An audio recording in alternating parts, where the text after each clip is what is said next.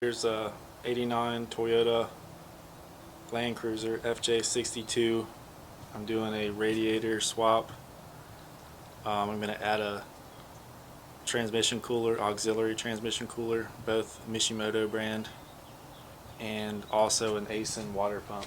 So got the water pump and the Mishimoto radiator OE and lifetime warranty, which is pretty sweet, and then the trans cooler. So I want to make this video because I couldn't find anything on YouTube before I started doing this, just to get some pointers. And to get this darn radiator out is a pain. It's not difficult, it just takes some time. So I want to see if I can help any of you out.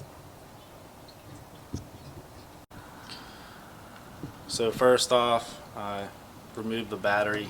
You're going to need this space here, and remove the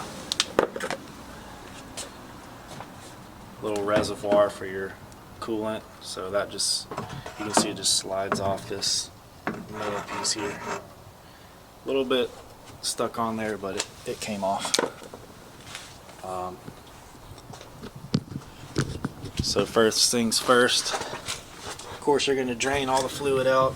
I still have my bucket here because it takes forever for this stuff to drain out, but I disconnected my two transcooler lines. So this one went in right here. You can see here, went in just like that. And you need 2 3/4 wrenches, one on each of these, and it's not tight, so it comes right off. And same for this one up here. It's like an angled 90-degree piece. That one actually came off pretty easy, but I ended up disconnecting this end, which is right here. Same thing. This was actually an 11/16 and a 3/4, I believe, so that I can, when I pull the radiator out, this whole hose will just come out, and then I'll be able to finish taking off that 90-degree connection point there. Okay, second is taking off the hoses, top and bottom. So this bottom one was from here to here, and I believe that's metal, so I'm going to check that out, and I might end up removing that from the other side and cleaning it up. Disconnect those, more radiator fluid will drain out. Let's go up top here, and the top one is here to your thermostat housing. And now the fun part, and this is actually why I wanted to make a video for this exact purpose. You have your bolts here, top. You have 4 nuts down here, and then your bottom mounting piece, which are these, one from each side. I've already removed. This just fits in right here. Those are all pretty straightforward coming out, but what made it kind of a pain is these 2 top ones. This one, and same thing on the other side. It's this square nut, and what I did was actually I removed the 2 bolts from my AC condenser, and that gave me a little room for this side. I was able to pull it out and get a small 12 mil wrench in there, kind of like that, just just enough to fit on there. But the other side I couldn't do that, got more stuff in the way, so ended up just taking off these 6 bolts for this bracket that goes across, and there's one small one here. It's a 10 mil. So this will just pop right off, and once that's slid over, it'll give you access to fit a wrench in there.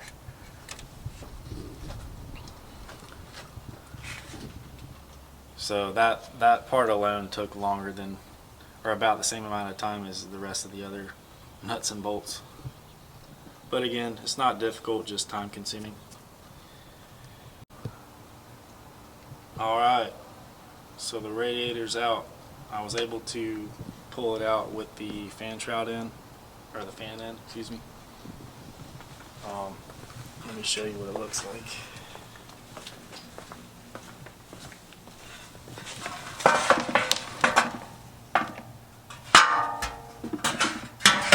So this was on something like that, and the bottom port was kind of blocking it, so I was able to pry it out with a wrench from underneath the vehicle just a little bit, pop it out, this, and then it came right out. So here's another point I wanted to show you with that 90-degree connection point for this transcooler line. Now that it's out, I can just, undo it easily without trying to make myself go crazy underneath the vehicle, and you can't hardly reach anything. So that's it. Now it's almost time to put this in. I'm actually replacing that water pump, so I may make another video on that. I did find a couple on YouTube, and those guys knew a lot more what they're doing than I do. But anyway, I just wanted to help anybody out with this. Hope this helps. Alright, so putting in the new radiator, and I went ahead and put on these brackets before I dropped it in, just to easily set it in place on top of those bottom mounts that it sits flat on. You still have these bolts that I was showing y'all earlier that you have to access from the front here with the AC condenser out, and this bracket pop out like so that we can get our fingers in there to that bolt. Let's see. Can you see on the camera there? There we go, that bolt in there where my thumb is, which is these top bolts. So let's put her in.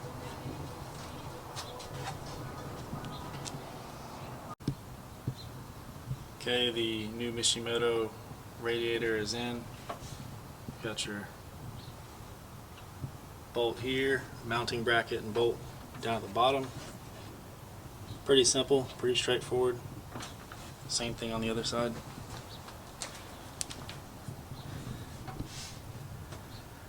Mounting bolt and the bracket down at the bottom. Got my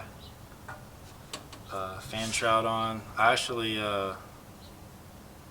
cut this in half. The bottom half of it is off, and I just got that off reading on the forums that it's a good thing to do to be able to access things below, such as your belts or pulleys, or probably even this transcooler line, things like that. So went ahead and painted it as well, just to make it look kind of decent. So next I'm going to install a Hayden transcooler, an auxiliary transcooler, excuse me, just to give this a little extra cooling here.